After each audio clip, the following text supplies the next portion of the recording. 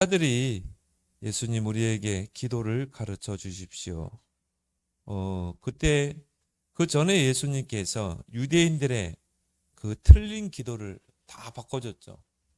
그래서 너희는 외식하지 말라.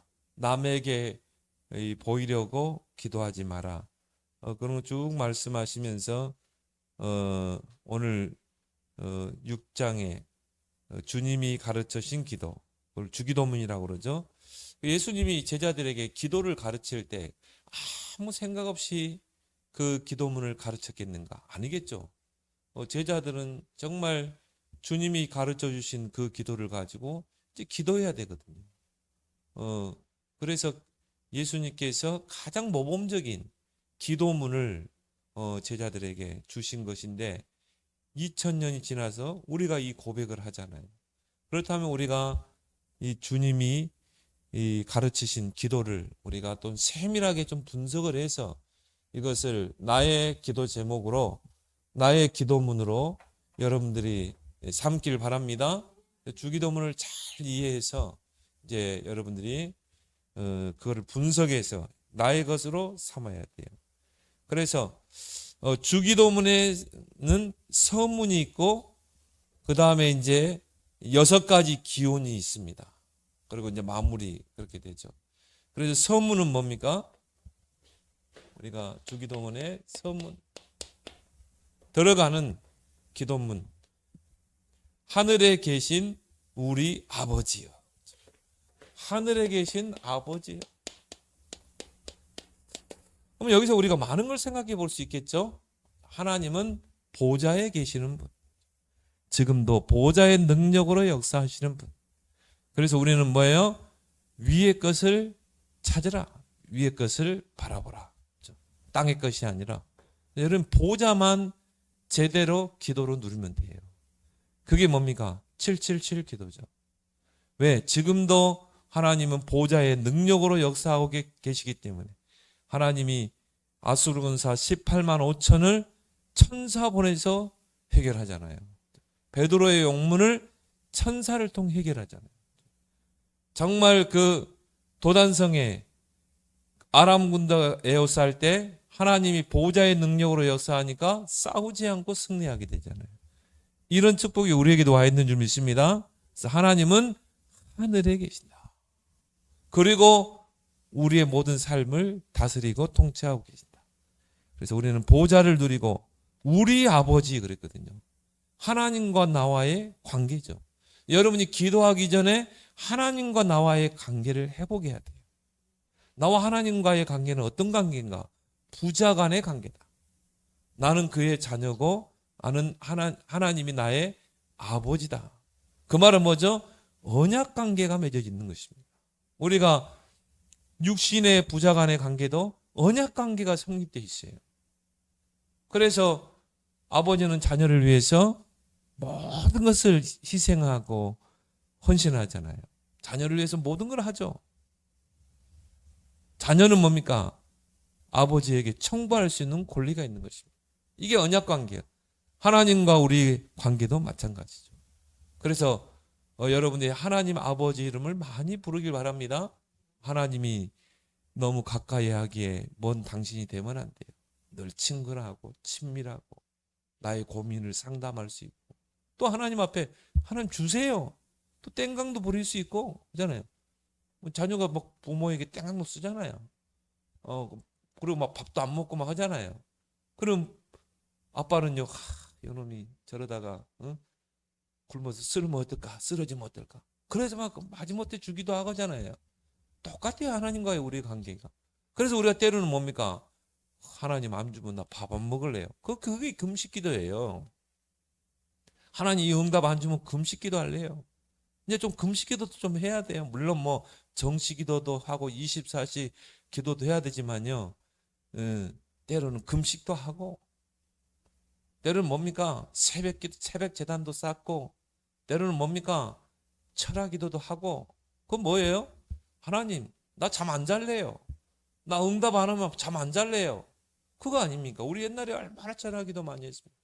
밤새워서 교회 의자에 사면서 밥 굶어가면서 그렇게 해서 우리가 응답들을 다 받았죠. 이제 진짜 회복해야 된다. 왜? 하나님과의 우리의 관계는 너무나 친밀한 것. 그 하나님 아버지는 다 알고 있어요. 우리가 뭐가 필요한지, 어떤 어려움 속에 있는지. 하늘에 계신 우리 아버지. 그러면서 이제 6가지 기원이 딱 나오죠. 그래서 첫 번째 기원이 뭡니까?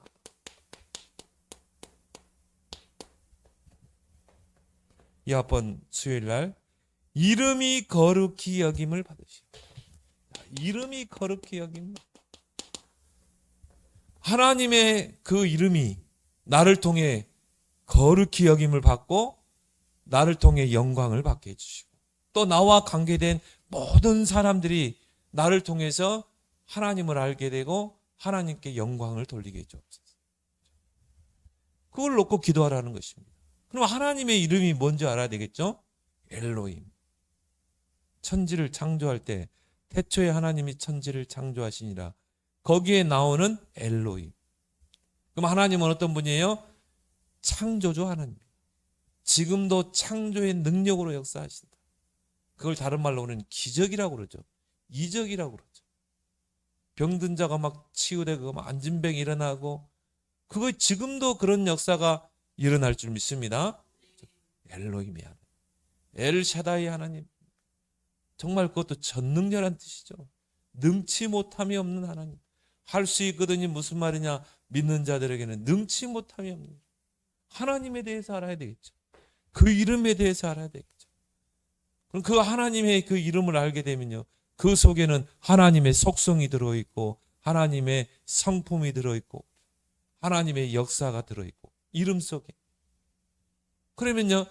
우리를 통해 하나님이 그 이름이 더럽혀지지 않고 거룩히 여김을 받고 그 하나님의 이름에 영광을 돌리고 그리고 만나는 사람에게 당신이 하나님을 떠나서 이런 문제 오는 거야.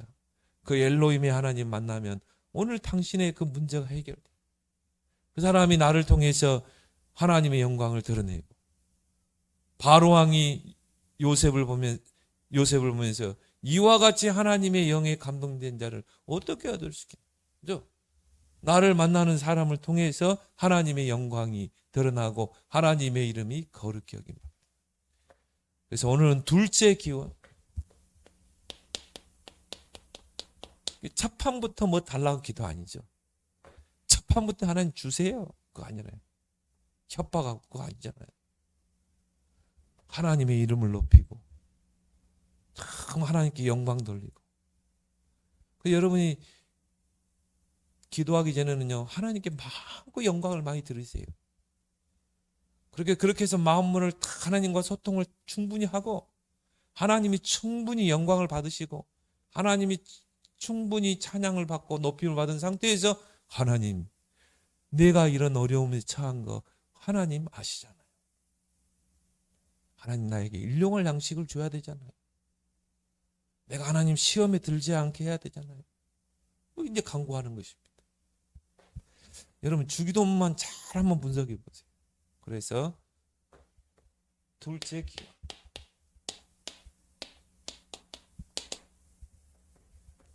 나는 이게 소요리 문답을 쭉 보면서요.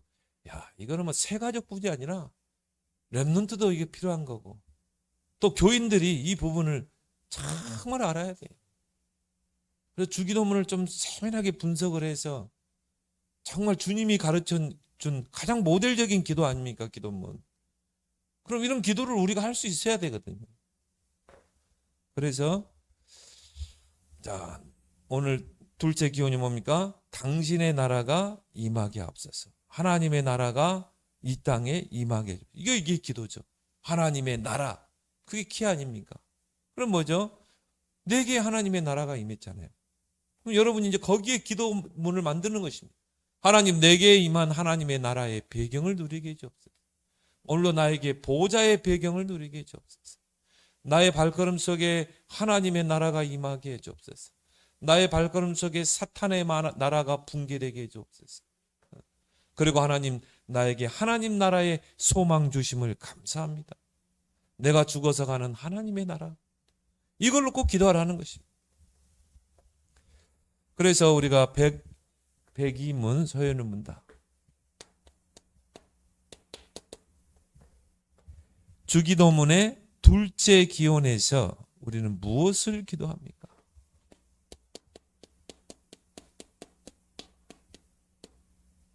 거기에 대한 답이 주기도문의 둘째 기원, 즉 당신의 나라가 임하옵시며 라는 구절에서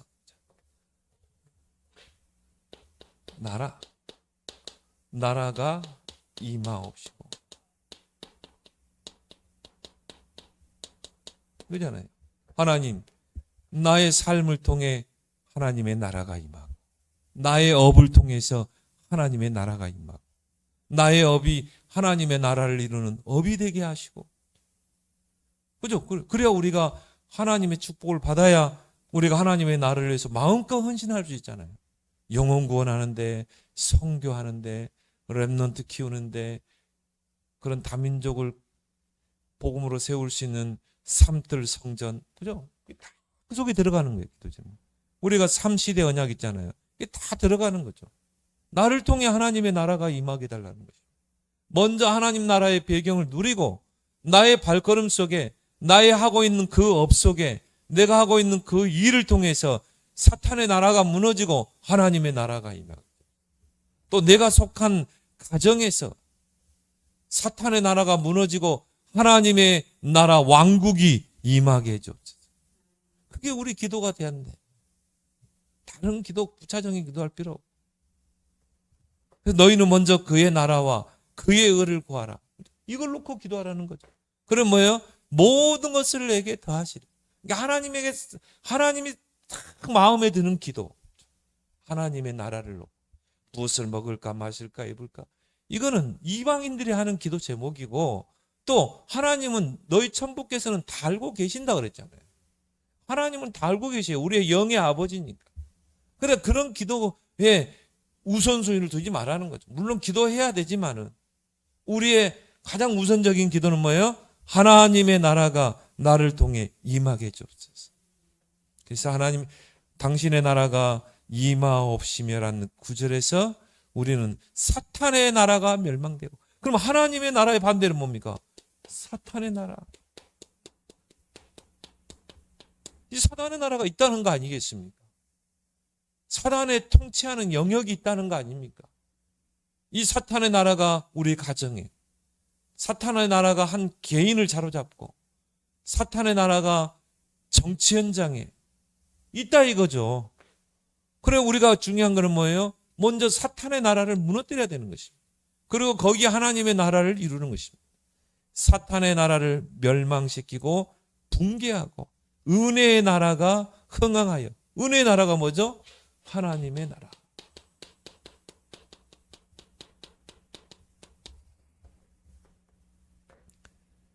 우리와 다른 사람들로 하여금 그리로 들어가 항상 있게 하고, 나도 하나님의 나라 속으로 들어가고, 나와 관계된 모든 사람들이 다 그리로 들어갈 수 있도록, 하나님 나라 그 속으로, 왕국으로 들어갈 수 있도록, 그걸 우리는 뭐라 그러죠? 전도, 선교하는. 이걸 놓고 기도하라는 거예요. 그러면 당장 우리 불신 가족들, 지금 하나님의 나라는 그 왕국 속에 들어와 있지 않잖아요. 하나님의 통치 아래 있지 않잖아요. 사단의 나라, 이 땅에는 딱 두 나라밖에 없어요. 영적인 나라는. 사탄의 나라 아니면 하나님의 나라라. 그럼 불신자들은 다 여기에 속해 있는 거죠.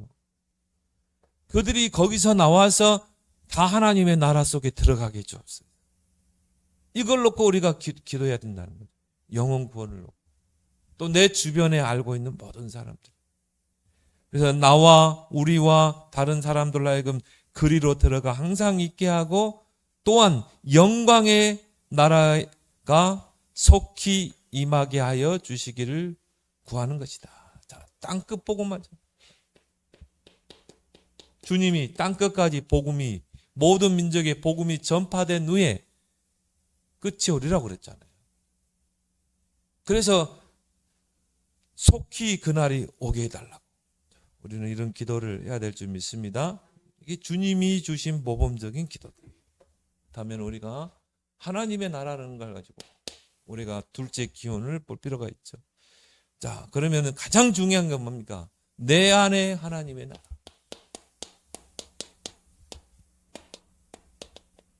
내 안에 먼저 하나님의 나라가 임해야 되겠죠.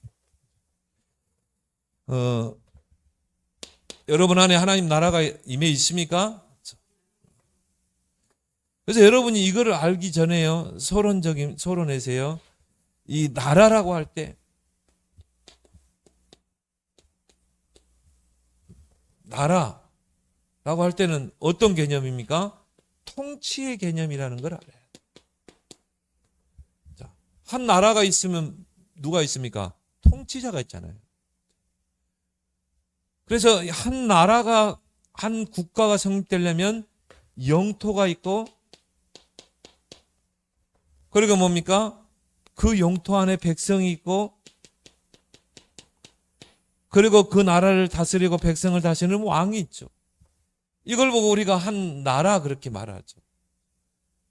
자, 눈에 보이는 세상 나라는 이래요. 대한민국이라는 그 나라를 놓고 볼 때. 근데 눈에 보이지 않는 하나님의 나라, 눈에 보이지 않지만 분명히 존재하고 있잖아요. 그럼 그 하나님의 나라는 뭡니까? 영토가 아니라 영역이에요. 영역. 영역이란 말은 뭐죠? 한 개인에게 하나님의 나라가 임하고, 한 가문에 하나님의 나라가 임하고, 영역적인 측면이죠. 내가 직장에 있다. 하나님의 나라를 이루기 위해서 하나님이 나를 직장으로 보낸 것이다. 그래서 내가 있는 현장에 하나님의 나라를 이루는 것. 영역적인 측면. 그리고 거기에는 누가 있습니까? 구원받은 성도가 있죠. 그 하나님 나라에 속해 있는 백성인 것입니다. 거기에는 누가 계세요? 만왕의 왕 대신 그리스도가 계시죠. 그래서 하나님의 나라를 누가 통치하세요? 그리스도가 통치하는 것입니다. 그래서 그리스도의 나라, 그리스도께서 통치자로 우리를 다스리시는 것입니다. 그래서 하나님의 나라는 이 두 가지 성격을 가지고 있습니다. 첫 번째는 뭡니까? 이미 하나님의 나라가 임했어요. 예수 그리스도가 이 땅에 오시면서 만왕의 왕으로 오셨잖아요. 왕, 제사장, 선지자로 오셨죠. 예수 그리스도께서 이 땅에 오시면서 이미 하나님의 나라가 임하였다 이 말이에요. 그리고 그 예수 그리스도를 구원자로 믿은 우리에게 이미 하나님의 나라가 임해 있는 것입니다. 그리고 뭡니까? 미래성. 그러니까 하나님의 나라는 두 가지죠. 첫 번째, 하나님 나라의 성격은 현재성. 그 말은 뭐예요? 이미 하나님의 나라가 임했다. 그리스도가 이 땅에 오시면서 통치자로 오셨죠. 그리고 뭡니까? 그 왕적인 권세를 가지고 사탄의 권세, 죄의 권세, 지옥 권세를 깼잖아요. 지금도 마찬가지죠. 그리고 그 하나님의 나라가 이미 내게 임해 있잖아요. 그리고 하나님 나라는 두 번째 성격은 뭡니까? 미래성이다. 미래성은 뭐죠? 아직 이제 그 하나님의 나라 아직 임해 있지 않다. 그 말은 뭡니까? 이제 하나님의 나라가 땅끝까지 임해야 되잖아요. 근데 지금 이루어 가고 있는 줄 믿습니다. 하나님의 나라는. 그죠? 지금도 복음받을 영혼이 많고 나라가 많아요. 그래서 예수님이 모든 민족에게, 온천하 만민에게, 땅끝까지 모든 민족의 복음이 증거된 후에 그 모든 나라에 하나님 나라가 임한 후에 끝이 오리라고 했잖아요. 그리고 우리가 죽어서 가는 이제 천국의 하나님의 나라. 그래서 이걸 이제 신학적인 용어로 그러죠. 아직과 이미와 아직의 긴장관계 속에 있다. 우리는 이미 하나님 나라가 임했어요. 여러분 하나님 나라 배경 누리시죠? 그리고 그렇지만 하나님 나라는 아직 안 왔다. 그 하나님 나라는 이루어 가고 있는 것이다. 그래서 하나님 나라의 두 가지 성격. 이걸 가지고 이제 먼저 내 안에 하나님의 나라가 임해 있다.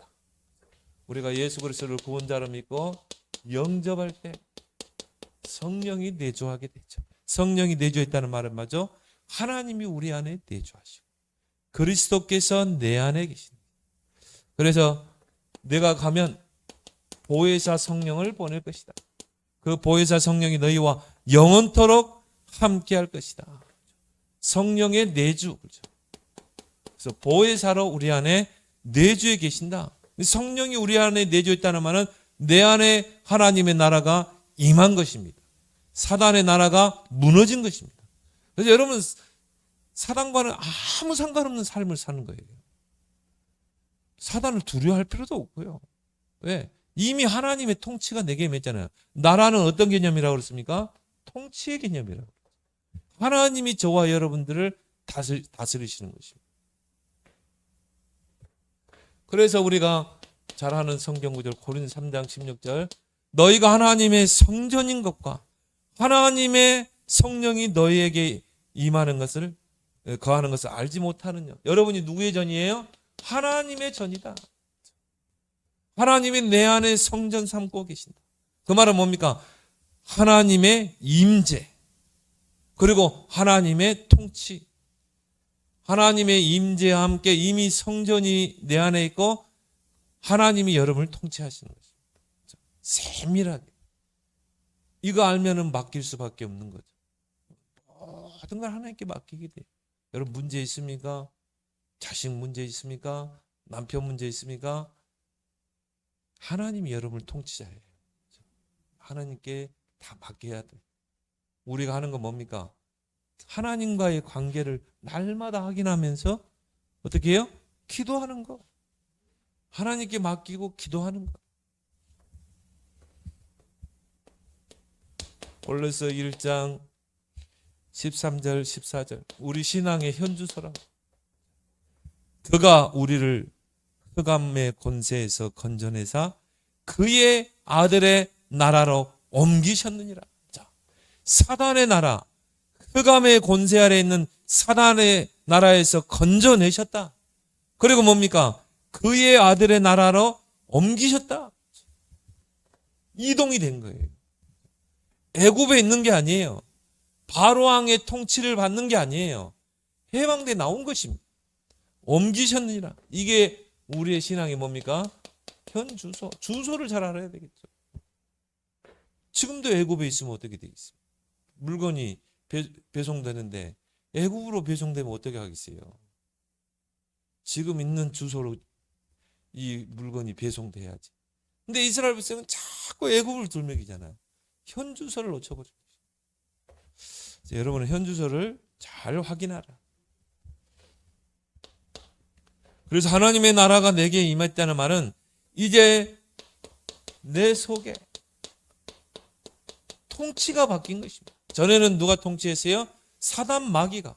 그래서 너희 아비 마귀라고 그랬잖아요. 이제 전에는 나의 아비가 마귀였어요.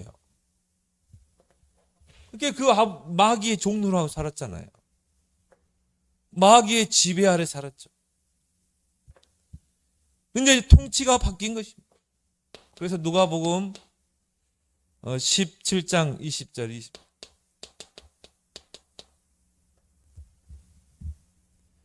바리새인들이 예수님께 말합니다. 하나님의 나라가 어느 때에 임하나이까? 그때 예수님께서 뭐라고 그랬습니까? 하나님의 나라는 두 가지를 하겠어요. 하나님의 나라는 볼 수 있게 임하는 것이 아니다. 하나님의 나라가 눈에 보입니까?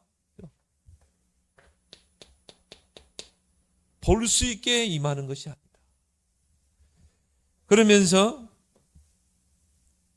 또 여기 있다 저기 있다고도 못하리니. 하나님이 여기 나라가 여기 있네 저기 있네 우리 말하지 못해요. 안 보이니까. 하나님의 나라는 너희 안에 있느니라. 여기 있다 저기 있다가 아니라 하나님의 나라는 너희 안에 있느니라. 그럼 뭡니까? 하나님의 나라가 우리 안에 그래서 임해 있고 하나님이 지금 우리 안에서 우리를 다스리고 통치하시는 줄 믿습니다. 그렇죠? 그래서 마태복음 12장 28절 우리 잘 아는 성구. 내가 하나님의 성령을 힘입어 귀신을 쫓아내는 것입니다. 자, 성령을 힘입어 귀신을 쫓아내는 것입니다. 귀신 뭡니까? 사단의 나라에 그 사단의 통치를 받는 그 사단이 이용하는 그 귀신. 근데 하나님의 성령이 내게 임하고 귀신이 떠나가면 하나님의 나라가 너희에게 임하였느니라. 나라가 임하였느니라. 그래서 우리가 예수님 영접할 때 성령이 우리 안에 임했잖아요. 그때 귀신, 사단의 나라에 속한 귀신이 떠나가고 하나님의 나라가 임한 것입니다. 그러면서 예수님이 29절에 뭐라고 그랬죠? 세간을 늑탈하려면 먼저 강한 자를 결박해라. 그 한 영혼을 잡고 있는 그 강한 자. 이 사람을 완전히 사로잡고 통치하고 있는 강한 자를 먼저 결박하라는 거죠. 하나님의 성령을 힘입어. 그게 기도 아닙니까? 그래서 우리가 한 영혼을 하나님께로 하나님 나라 통치 아래 두게 하려면 어떻게 합니까? 그리스도의 이름으로 계속 영적인 싸움을 싸우면서요 강한 자를 결박해야 되기 때문에. 그리고 기도로 우리는 섬겨야 될 줄 믿습니다. 그러면요 어느 날 무너지게 돼 있어요. 그리고 하나님의 나라 통치가 그 영혼에 임하는 거죠. 그 영혼이 다 교회에 와서 예배드리고 복음 안에 세워져 가는 것입니다.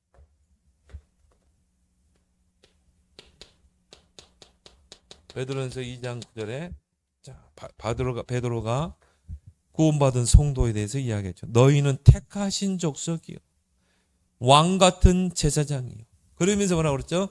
거룩한 나라라. 거룩한 나라요. 그 말은 뭡니까? 너희가 바로 하나님의 나라라는 것입니다. 너희가 바로 하나님의 나라에 속한 자예요. 너희가 하나님의 통치를 받는 자야. 이 귀한 빛을 선포하기 위해서 부른 거야. 그래서 내 속에 하나님의 통치. 하나님이 내 안에서 나를 다스리고 계신다. 그리고 하나님의 나라를 유업으로 우리에게 주셨다. 지금 내가 하나님의 나라를 누릴 수 있고 또 우리가 죽어서 가는 게 뭡니까? 하나님의 나라 천국인 것입니다. 그래서 이게 우리의 뭡니까? 배경인 것입니다. 이 땅을 사는 성도의 배경. 이 세상의 배경이 아무것도 없어도 상관없어요. 세상 사람들은 뭡니까? 세상의 배경이 있어야 된다고 그러죠. 부모의 배경도 있어야 돼요. 그리고 뭡니까? 좋은 학교 나와야 돼요. 그래서 그런 사람 보면 부러워하잖아요. 근데 우리가 그런 배경 없잖아요. 우리 주역이 가보니까요. 얼마나 배경이 좋은지 몰라요. 그럼 원서 쓰는데 보니까 부모들이 다 알아 쓰고요. 우리 주역이 혼자 다 썼거든요. 원서를. 우리가 도와줄 수가 없어요. 고액 과외하고 또 그 부모들도 다 판사고 막 그래요. 다 변호사고 그래요. 의사고.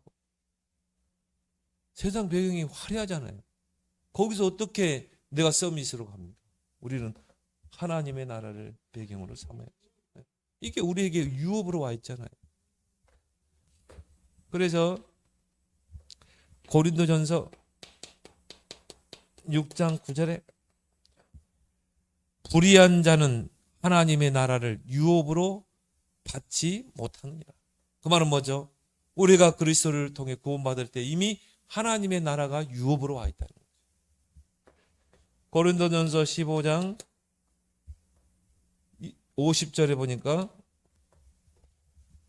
혈과 육은 하나님의 나라를 이어받을 수 없고 썩는 것은 썩지 아니하는 것을 유업으로 받지 못하느니라. 그 말은 우리가 정말 하나님의 백성이 됐을 때 하나님의 나라 유업이 우리에게 와 있다. 갈라디아서 5장 21절에도 육체의 일에 속하는 자, 육체의 일을 하고 육신의 소욕을 쫓는 자는 하나님의 나라를 유업으로 받지 못할 것이라. 그럼 우리가 정말 성령을 쫓아 살고 하나님의 나라를 놓고 누리고 살 때, 기도할 때 하나님의 그 유업을, 하나님 나라의 유업을 우리가 누리게 되는 줄 믿습니다. 그래서 우리에게 와 있는 축복이잖아요. 이런 성경 구절을 통해서 우리에게 하나님 나라가 유업으로 와 있다. 우상 숭배자는 하나님의 나라를 기업으로, 유업으로 누릴 수 없다. 그래서 우리에게 이 하나님의 나라에 유업이 와 있는데 우리가 이런 육신적인 것, 또 이런 정말 세상적인 걸 쫓아 살면은 결국 뭡니까? 이미 우리에게 주신 하나님 나라, 보좌의 축복을 누리지 못하는 것입니다. 세상을 쫓아 사는 것이. 물론 내가 막 노력하고 하면 조금 성공할 수 있겠죠. 근데 나중에 그 성공이 오래 갑니까? 결국 무너지잖아요. 그래서 우리는 세상적인 배경이 없어도 하나님 나라의 그 유업을 가진 자로서 이것을 배경 삼아서 여러분이 기도하고 누리길 바랍니다. 보좌의 축복, 우리 계속 777 기도 있잖아요. 이게 뭡니까? 보좌를 누리는 기도입니다. 빌립보서 3장 20절. 바울도 우리의 시민권은 어디에 있다고 그랬죠? 하늘에 있는지라. 그 말은 뭡니까? 우리에게 하나님 나라의 배경이 이미 있다는 것이죠. 요한계시록 22장 5절에도 천국에서 세세토록 왕노를 하루다. 자, 우리가 죽어서 가는 천국, 그 천국 하나님 나라가 이미 우리에게 유업으로 와 있는 것입니다. 그래서 우리가 죽어서 하나님 나라 천국에 갔을 때 세세토록 왕노를 하리다. 다니엘서 7장 18절에도 그 유업에 대한 부분이죠. 죽어서 가는 유업. 하나님 나라, 지극히 높으신 이의 성도들이 나라를 얻으리니 그 누림이 영원하고 영원하고 영원하리라. 세 번을 강조했죠. 그걸 뭘 말하죠? 그 하나님 나라, 임해 있는 그 하나님의 나라를 누리라는 것입니다. 영원하고 영원하고 영원하다. 그 하나님 나라의 누림이.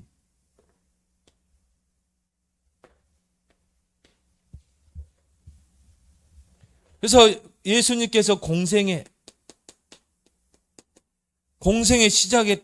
시작을 예수님께서 이제 마귀의 시험을 받으러 광야로 가셔서 40일 금식하시면서 마귀의 시험 3개를 물리치셨죠. 그리고 마귀는 떠나가고 천사들이 예수님을 수종들었잖아요. 그 광야의 시험을 통과하신 후에 마태복음 이제 공생의 시작이죠. 이제 공생의 첫 시작이 이거예요. 마태복음 4장 11절에 이때부터 예수께서 비로소 전파하여 이르시되 회개하라 천국이 가까이 왔느니라. 하나님의 나라가 가까이 왔느니라. 하나님의 나라의 복음을 증거하셨죠. 그리고 예수님이 이제 십자가에 죽으시고 부활하신 후에 제자들을 감람산에 불러 모아서 공생의 끝에도 예수님이 40일 동안 하나님의 나라의 일에 대해서 집중하시니라. 예수님의 공생의 시작도 하나님의 나라, 예수님의 공생의 끝도 하나님의 나라.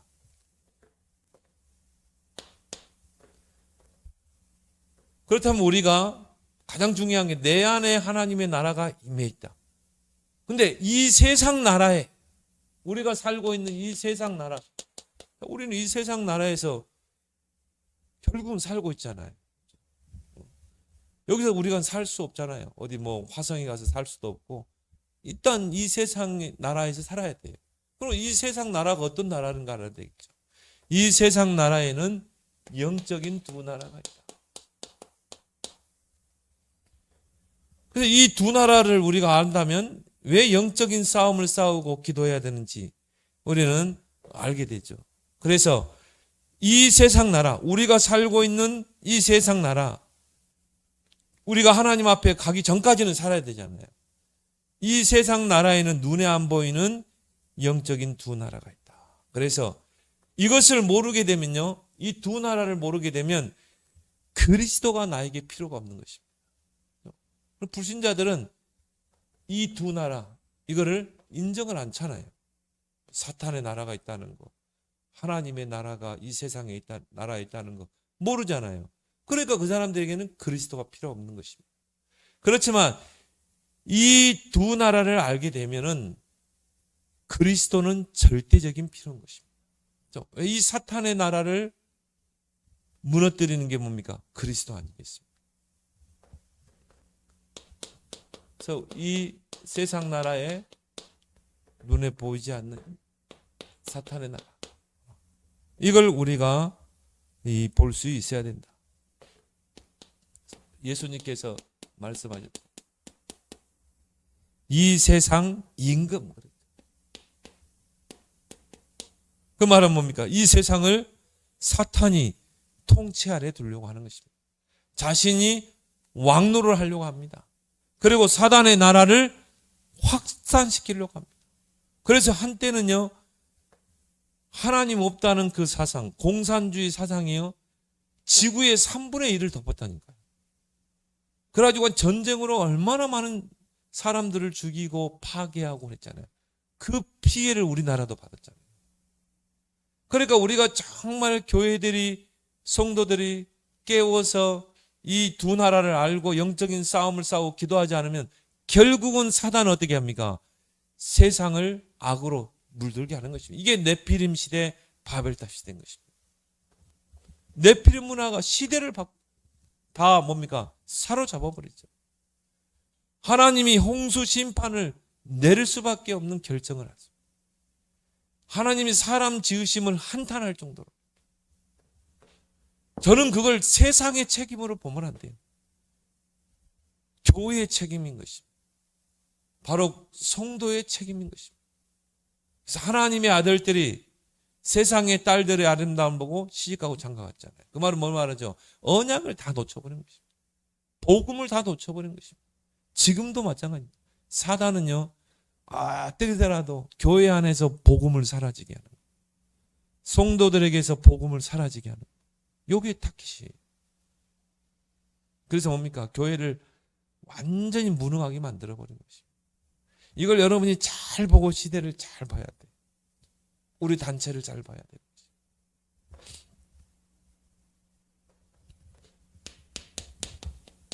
고린도서 4장 4절 5절에 세상 신. 그래서 자신이 신으로 군림해서 하나님께 돌려야 될 경배를 자신이 뺏는 것입니다. 그래서 뭡니까? 곳곳에 신전을 세워놓고 우상을 세워놓고 경배를 강요하잖아요. 참배를 강요하죠. 이 느부갓네살 왕이 누보 평지에다가 큰 자신의 우상을 세워놓고 결국 뭡니까? 우상 숭배로 다 흑암으로 사로잡는 것입니다. 이걸 알기 때문에 새 친구들은, 새 청년들은 생명 걸고 반대합니다. 사단의 나라. 우리가 강대국을 놓고 기도해야 될 이유가 거기 있는 것입니다. 고린도후서 10장 4절 5절을 보니까요, 사탄이 뭡니까?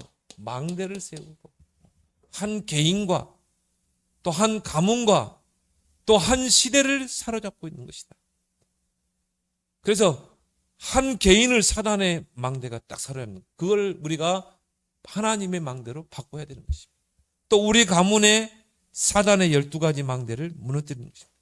그래서 사단의 진, 어떤 성경에서는요, 사단의 진, 견고한 진, 그리고 요새,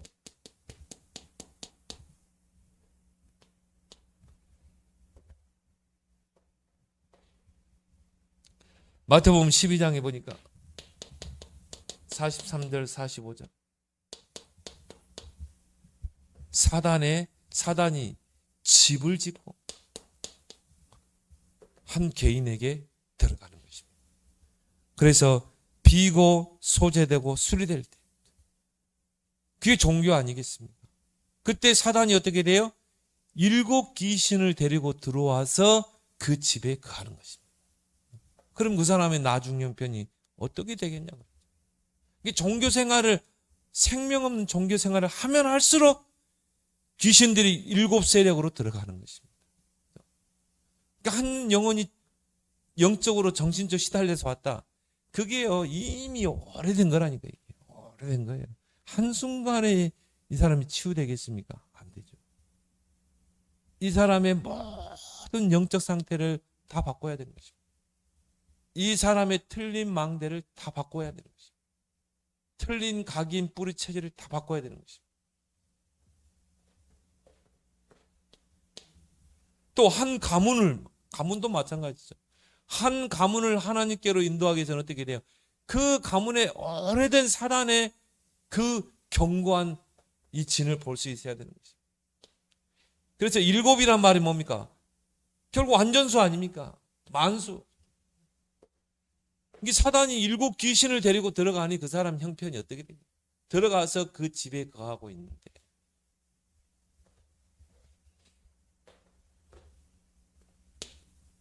그렇게 해서 사단이요 한 개인을 통치하고 한 가문을 통치하고 그러니까 영적 문제가 그대로 대물림 될 수밖에 없어요. 후손들은. 아니 할머니도 무당, 엄마도 무당인데 딸이 그 신을 안 받으려고 발버둥 치는데 됩니까 그게? 이미 어릴 때 신기가 와버렸는데 그걸 왜 그래요? 사단이 그 집의 주인으로 딱 세력을 키우고 있었다 이 말이에요. 바꿀 수가 없어요. 푸닥거리 한다고 이걸 바꾸겠습니까? 그러니까 우리 가정의 영적 문제, 자녀에게 오는 영적 문제를 그냥 한순간에 영적만 보면 안 된다니까요. 이게 오래된 가문의 그런 영적 문제 내력인 것입니다. 그래서 그걸 바꾸기 위해서 여러분을 먼저 복음 주시고 세운 것입니다. 그거를 피 흘리까지 싸워야 돼요. 그리스도의 이름으로 영적 싸움을 싸워요. 그래서 예수님 뭐라고 그랬어요? 강한 자를 먼저 겨루고.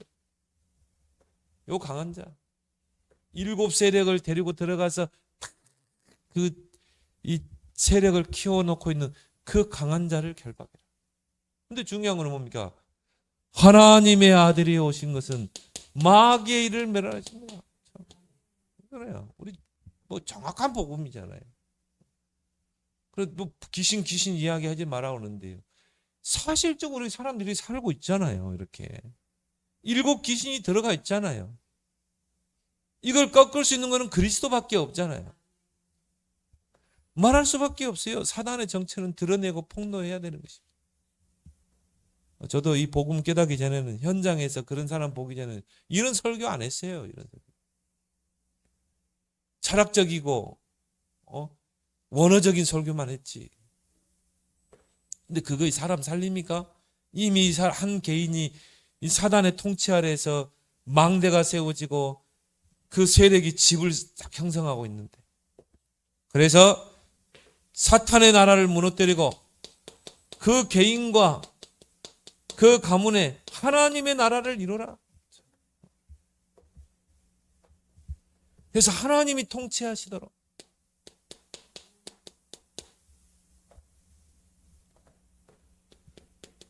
요한계시록 19장 6절에 전능하신 이가 통치하시도다. 전능하신 엘로힘의 하나님이 그 한 개인과 가문을 통치하시도다. 영적인 싸움을 싸우라. 시편 146편 10절에 보니까 여호와는 영원히 다스리시고 내 하나님은 대대히 통치하시리라. 한 개인과 가문에 하나님이 통치하고 다스리시도록. 또 시편 93편 1절에 여호와께서 다스리시니 세계도 경고하셔서 흔들리지 아니하는도다. 경고에 있어서 모든 세계가 경고에 있어서 흔들리지 아니하는도다.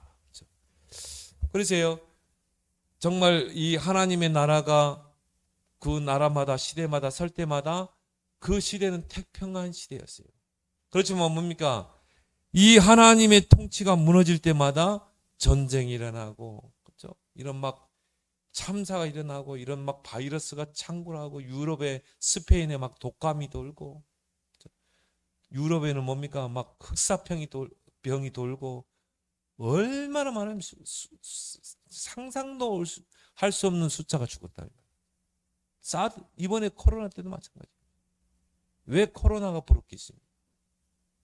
많은 사람들이 죄악 가운데, 흑암 가운데 사단의 나라가 편만하게 확산됐기 때문인 것이죠. 그때보다 하나님 재앙을 내리죠. 그래서 하나님이 통치하시도록.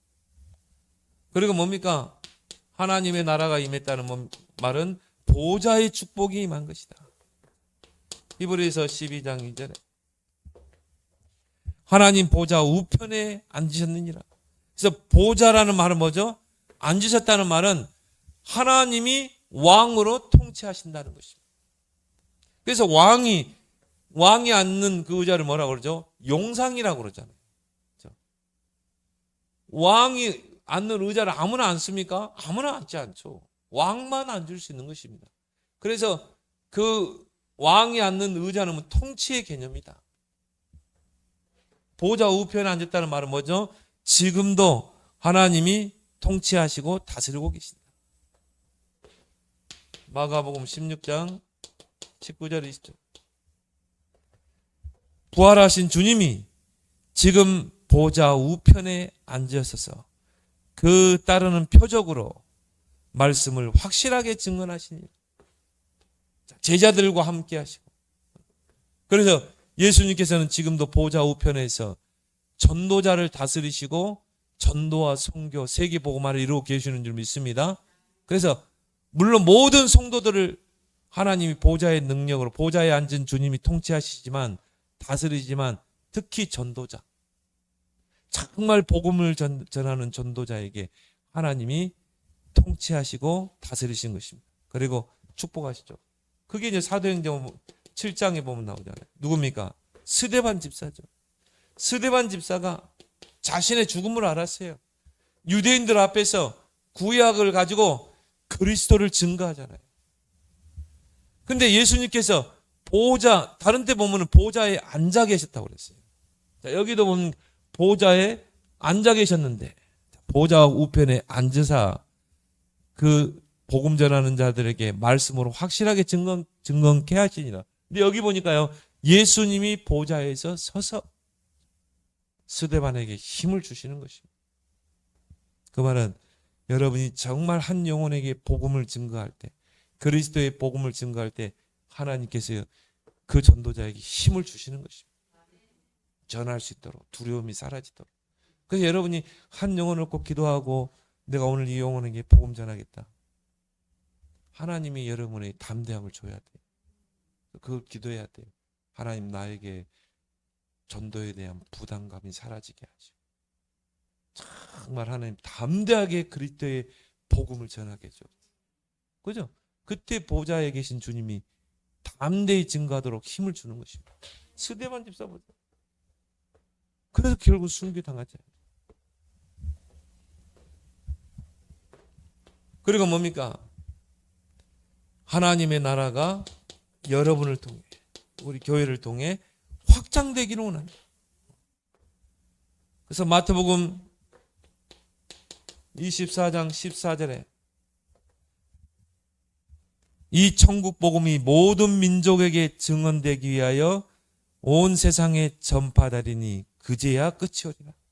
하나님 나라 복음, 천국 복음이 모든 민족에 증거된 후에 주님이 오시는 것입니다. 그 말은 뭐죠? 우리를 통해 이제 이 복음이, 천국 복음이 모든 민족에 증거되도록 우리는 거기에 방향을 맞추는 것입니다.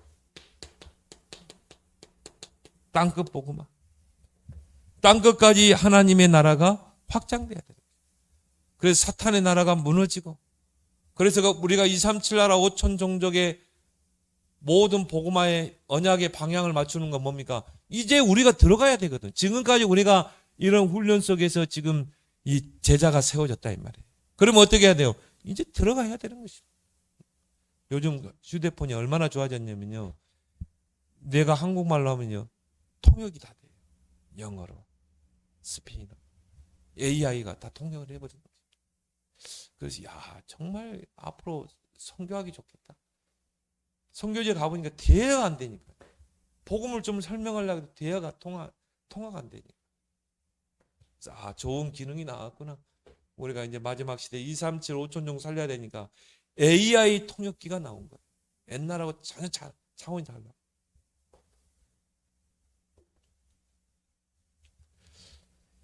시편 72편 11절에도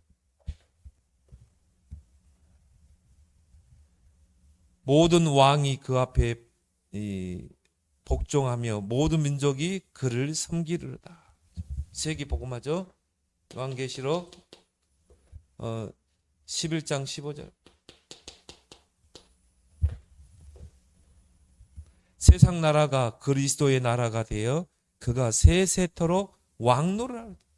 이 세상 나라 237 나라 5천 종족이 정말 그리스도의 나라가 되기까지 하나님은 우리를 통해 이 하나님 나라가 확장되기는 합니다.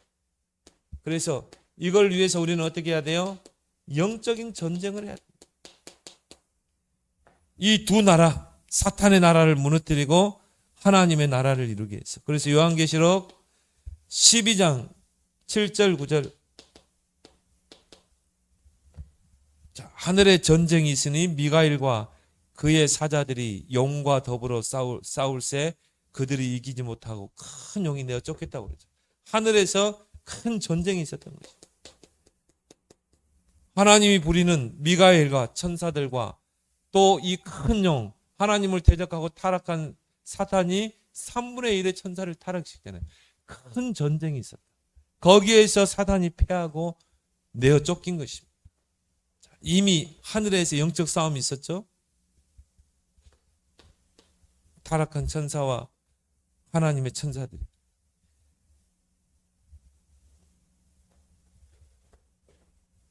그래서 아담과 하와를 무너뜨린 이 사단이 지금 세상 임금 노릇을 하고 있는 것입니다. 그래서 세상 풍속을 따르게 하고 많은 사람들을 그 통치 아래 두고 있죠.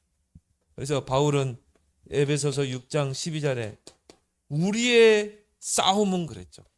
혈과 육에 대한 싸움이 아니다. 흑암과의 싸움이다. 정사를 잡고 권세자를 잡고 어둠의 세상 주관자 하늘에는 악의 영을 붙잡고 이 세상을 흑암으로 사로잡는 이 사단과의 싸움이다. 특히 뭡니까? 통치자들, 권력 가진 자들. 그래서 우리가 정치 지도자들을 놓고 기도해야 됩니다. 자, 우리가 이걸 알았다면 이제 우리의 모든 방향은 뭡니까? 하나님의 나라의 일을 이루는 것. 이걸 여러분의 절대 미션으로 붙잡길 바랍니다. 이게 감람산 이야기죠. 그래서 감람산에서 부활하신 예수님이 감람산에서 40일 동안 하나님의 나라의 일에 대해서 집중을 하셨죠. 그래서 40일은 뭡니까? 집중입니다.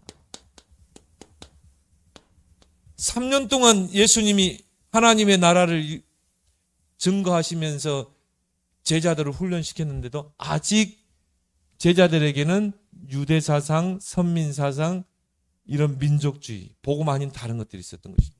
그래서 40일 동안 하나님의 나라에 대해서 집중하시고 거기에서 이제 뭡니까? 미션을 주신 거죠. 하나님 나라의 미션을. 그리고 그들이 이제 내려와서 마가다락방에서 기도했는데 오순절 역사 일어나. 하나님의 나라에 우리의 모든 인생의 미션이 됩니다. 그래서 예수님께서도 공생의 기간 동안에 마가복음 1장 15절에 예수께서 갈릴리에서 하나님의 복음을 전파하여 이르시되 때가 찼고 하나님의 나라가 가까웠으니 회개하고 복음을 믿으라. 예수님도 하나님 나라의 일을 하셨다. 하나님 나라의 복음을 증거하시고 또 승천하신 주님께서 보좌 우편에서 지금도 하나님의 나라의 일을 하고 계신다. 전도자들과 함께. 그래서 바울이 그런 모든 전도와 선교의 방향을 어디에 맞췄습니까? 하나님 나라에 맞췄죠. 그래서 바울이 회당에 들어가면 사도행전 19장 8절에도 보니까 회당에서 하나님의 나라에 관하여 강론하고 고민하니라. 하나님 나라에 대해서. 그리고 로마에 이제 가택연금을 받게 되죠. 거기서도 뭡니까? 바울이 가택연금 상태에서 바울이 온 2년을 자기 셋집에 머물면서 자기에게 찾아오는 사람을 다 영접하고 하나님 나라를 전파하니라. 하나님이다. 그렇다면 이제 우리의 모든 사역의 방향이 뭡니까? 우리 인생의 절대 미션이 뭡니까? 하나님의 나라를 실현하는 것. 3시대. 여기에 이제 우리의 모든 우리 개인과 교회의 방향을 이제 맞추고 우리는 기도할 줄 믿습니다. 이게 뭡니까? 금토일 시대를 열어라. 미래를 준비해라. 이제 237 5천 종족을 본격적으로 살리러 들어가는 것을 렘넌트의 몫이다. 그래서 우리는 금토일 시대를 열어야 되고요. 이 금토일 시대를 열 수 있는 삼뜰 시대. 삼뜰 성전 세우자. 그리고 우리는 뭡니까? 이제 237 5천 종족 시대를 열자. 그래서 나의 237, 나의 5천 종족을 찾아내자. 그래서 여기에 이제 여러분의 모든 기도와 모든 걸 한번 중심을 맞춰보세요. 그래서 오늘 둘째 기원, 주기도문의 둘째 기원의 의미를 알고 여러분의 기도 제목으로 잘 삼길 바랍니다.